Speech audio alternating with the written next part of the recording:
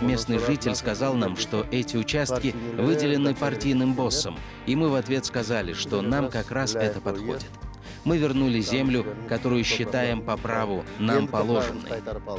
Это дачи. Прокурор себе дачи строит. Прокурорские дачи здесь подсказывают.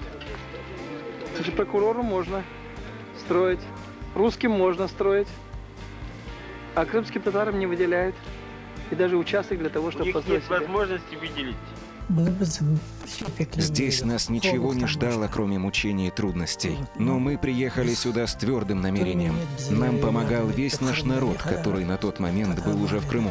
Приносили нам и еду, и воду. Спасибо им за все. Хорошая была поддержка.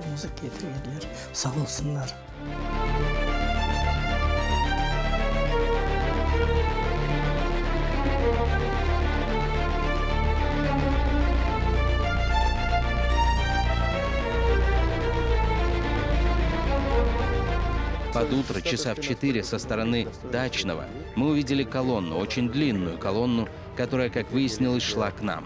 Машины ехали на первой скорости, как в фильмах показывают, когда немцы так надвигались. Точно так же было. Они в полной боевой экипировке, со щитами, автоматами, начали нас окружать. Им удалось взять нас в плотное кольцо. Их было человек 300. Я попросил одного из наших прочесть молитву. Взял канистру с бензином, облил себя. Все наши ребята тоже облили себя бензином. Мы положили Коран на канистру с бензином и поклялись, что никуда с этой земли не уйдем. Так и остались.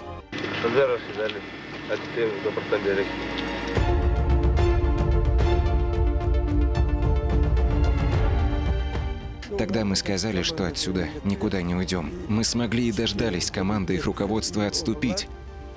Этот день, 14 сентября, с тех пор мы считаем днем рождения Асрета. Мы знали, что мы идем против системы. Ведь никого в Крым не пускали. Надежда была только на Аллаха.